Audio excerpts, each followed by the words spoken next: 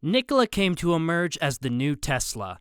Nikola Motors was, for a few months, the most promising electric truck manufacturer on the market. Based in Arizona and born in 2014, it went public last June, and the company was valued at $31 billion. By 2023, its turnover is expected to exceed that of the giant Ford. All this without anyone having seen one of his trucks in person and, of course, without any being sold. The funny thing is, Tesla has more cars out in space than Nikola on the roads. The saga consists of the alleged fraud, the resignation of the CEO, and one of the great controversies in the sector. What actually is happening with Nikola Motors? The alarms were already on, but have sounded much louder after Trevor Milton, CEO and founder of the manufacturer, announced his resignation. Weeks before Milton stepped down from his position, Nikola had been intensely accused by critics for basing the IT reputation on a technology which is yet to be proven with any evident or working prototype. Milton's resignation opens a new chapter in the crisis that has gone from positioning Nikola as one of the most promising companies in electric power to being on the blacklist. Here is how Nikola has gone from promise to possible fraud. The manufacturer began to gain notoriety in February of this year when it made the first presentation of what would be its jewel in the crown, the Nikola Badger. The electric pickup, which aims to catch up with Tesla's Cybertruck, promises almost 1,000 kilometers of autonomy, acceleration from 0 to 100 kilometers per hour in 2.9 seconds, and 900 horsepower. But one of the things that most caught the attention of Badger is that it will work with a hydrogen fuel cell instead of an electric one. At the time, everything that glittered looked like gold, although the first doubts arose in June when orders for the truck were opened. Without having shown the prototype, without giving details about the technology or technical specifications, neither on the dates of the beginning of production nor the prices. However, Nikola Motors asked for a $5,000 deposit, which could later be refundable. The promises did not end there. The company claimed it would go on to produce 35,000 units of the Nikola Badger each year, although the factory is still under construction. Also, that their facilities would have 3.5 megawatt solar panels, or that they had managed to reduce the cost of hydrogen production by 85%. A report called into question all these claims and turned the company upside down, although Nikola had a moment of glory before this downfall. In June, Nikola went to play in the Big Boy League after General Motors announced the purchase of 11% of the Arizona company. One of the strengths of the deal is that the auto giant would focus on making the electric truck. However, the Badger would still be considered a product of Nikola Motors. The news was received with open arms on the stock market, and the company's shares rose as much as 40%. The then CEO at the time, Trevor Milton, said in a statement that no better partnership could have been achieved than Nikola's with General Motors. The truth is that, for the former, the pact was beneficial regardless of where you look. The promising company saves with the agreement of $4 billion in the costs of development of the batteries and another $1 billion in the process of engineering and homologation. For General Motors, the pact is part of the initiatives to promote the generation of Ultium batteries that the multinational is developing. Despite the advantages, it is still striking that General Motors has bet so strongly on a company that it has showered with attention and has facilitated a very beneficial deal without even having a prototype of the truck that was intended to revolutionize the vehicle sector. Therefore, the agreement has so far been based on Nikola Motors putting the idea and the designs, without tangible results at the moment, and General Motors trying to make it a reality. It has been called a complex fraud that, if confirmed, can affect a significant number of investors who will put figures with several zeros into play. On September 10th, the American consultancy Hindenburg Research, specializing in financial investigations, published the report called Nikola: How to Turn an Ocean of Lies into a Partnership with the Largest Car Manufacturer in the United States. The document has prompted the United States Securities and Exchange Commission to launch an investigation into Nikola to confirm that the allegations are real. Hindenburg contends that Nikola has built on a fraud that CEO Trevor Milton has created based on doing business by falsely claiming, according to the consultancy, that he has proprietary technology. The accusations against Nikola are based on messages, calls, and emails that have been collected, as well as statements from former employees of the company. One of the former workers argued that the 2016 unveiling of Nikola 1, the hydrogen truck, was a lie. Also, Hindenburg Research has uncovered other suspicions, such as that in the images of Nikola Motors facilities, no photovoltaic panels are seen even though the company claimed that the building was fully equipped. These panels promise to generate 3.5 megawatts of energy, although they have not yet been presented and, according to the report, a part of the technology belongs to third companies. However, that did not stop Nikola from signing multi-million-dollar agreements. Amid accusations of fraud, the American consultancy underlined that Nikola Motors continued to take advantage of the media pull that its products had, despite having evidence that there could be problems developing them.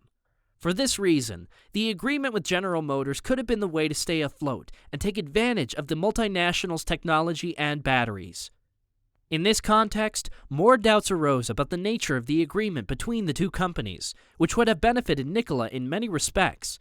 In so many, they could have even continued their business without suspicion if Hindenburg Research failed to publish their research. If you've liked it so far, could you like the video, subscribe, and hit the bell icon to keep up with my latest videos. The SEC and a group of independent lawyers are currently investigating Nikola for fraud.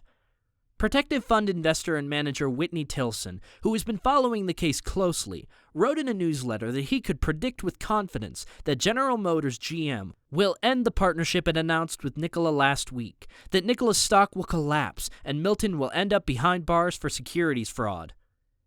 If the allegations are true, they raise the question of why no one foresaw them. And why did big investors, who are supposed to be excellent business analysts, pour billions into a fraudulent company? One answer is that they predicted this, as evidenced by skeptics on Reddit and elsewhere. A Redditor had an insightful answer as to why no one investigated Nikola before things got out of hand. One Redditor said, "The market has no emotion. Money is money, and nobody cares if this guy has a $35 million mansion financed with money stolen from investors when he put $10K to $100K in his pocket. Nobody will care if the truck was punctured while driving their new Tesla." If the consultancy's report makes something clear, it is that the fraud or potential deceptions by Nikola Motors have a name and surname: Trevor Milton. Through dozens of outright lies, he was able to form partnerships with some of the world's largest auto companies in his desperation to catch up on Tesla's EV leadership status, Hindenburg Research concluded. Initially, the CEO wrote on Twitter that the report only wanted to destroy it and that he would publish a detailed report to disprove the allegations. However, Milton has ended up voluntarily leaving his position as director of the company. In a statement, he announced that he has asked Nikola's board to leave his post. "I intend to defend myself against the false accusations made against my outsiders," he wrote, highlighting the important mission of the company within automotive innovation. Nikola's board member and former General Motors Vice President Stephen Gursky will take over, and from now on it will be up to him to respond to the fraud allegations. Nikola Motors has sent the official statement of the change in leadership of the company to the necessary quarters, but has not answered questions when contacted by many media outlets about the company's strategy to deal with the scandal. In the statement, Mark Russell, Nikola's CEO, simply stated that the company's priorities have not changed and that the goal remains to become a provider of zero-emission transportation solutions. In this way, Trevor Milton has been turned over to the shadows after spending a long time in the front line.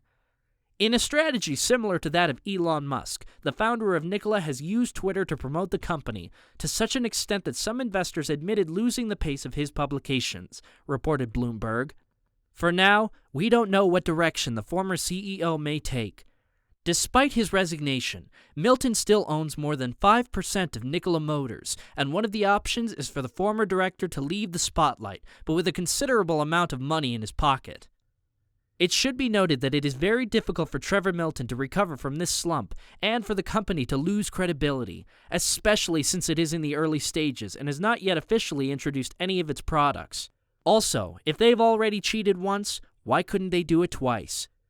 Naturally, the Nikola stock listed on the Nasdaq felt the blow and plummeted just 2 days after its meteoric rise. As of September 14th, the shares were trading at around $28, about half of their September 8th high of $54. It collapsed by up to 20% in the American market.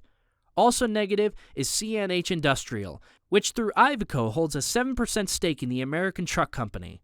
So far, they have not recovered from pre-partnership levels. Nikola Motors is in the crosshairs of American justice, and surely of more than one investor who has bet on the company. Could this case affect the industry beyond the Arizona manufacturer? The good news is it does not affect in any way. The U.S. Department of Justice is investigating the manufacturer for possible irregularities or bad commercial practices, so we have to wait to see the results. But in any case, it is a specific circumstance of a company. It has nothing to do with the rest of the sector, which is comprised of thousands of companies. The experts in the industry stressed that electric mobility is not the focus of the news, but what the manager of a company has been able to do.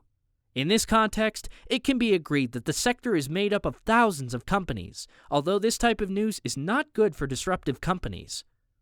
Also, companies such as Nikola or Tesla are burdened with great uncertainty, such as a new and expensive technology to develop, large investments to manufacture them, and the need to have a large volume of production to have minimally competitive prices. Investor confidence in this long and risky path is vital. If those expectations are not met, confidence and investments may drop as a consequence, with which sometimes there is a flight forward, in which expectations are distorted while waiting for the next injection of capital, or a big deal with a supplier that can help move forward. But this may eventually explode as Nikola may have. Whether or not it is the case with Nikola Motors, the company grabs a burning nail and denies the allegations. Milton has even announced that he will fully cooperate with the Securities Commission investigation, so that really comes to light.